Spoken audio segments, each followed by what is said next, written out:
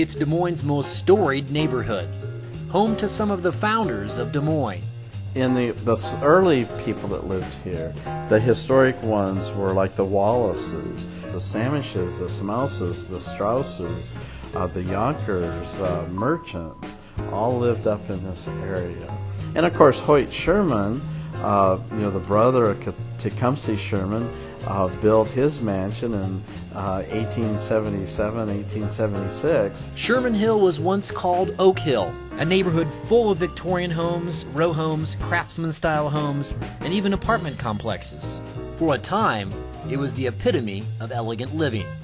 Then World War II came along in the 40s, and when the GIs came home, there was just a huge demand for places to live, that a lot of the big mansions all over the country were split up into tenements, into rooming houses, and all that sort of thing. That deterioration continued.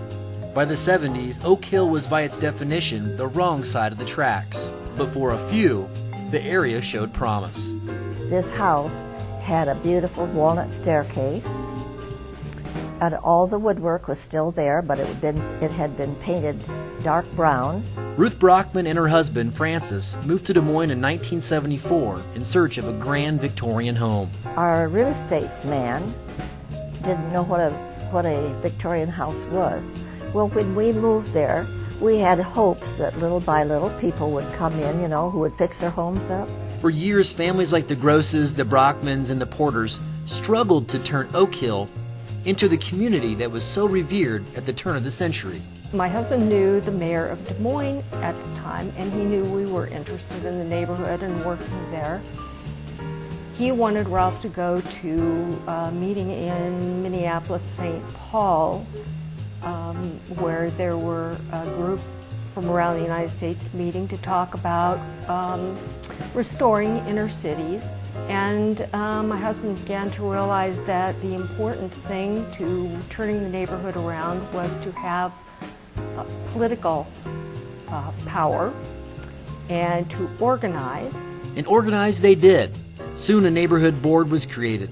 The first order of business, money, and a new name. One of the first initial things that we all thought about was we need to get this area, this neighborhood, on the National Register of Historic Places as a historic district.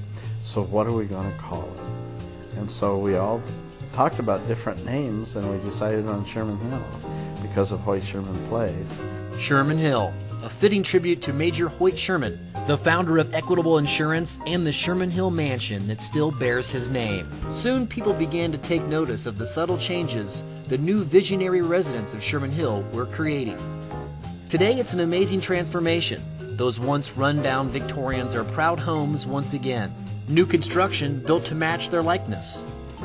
New businesses, new homeowners, and new investors.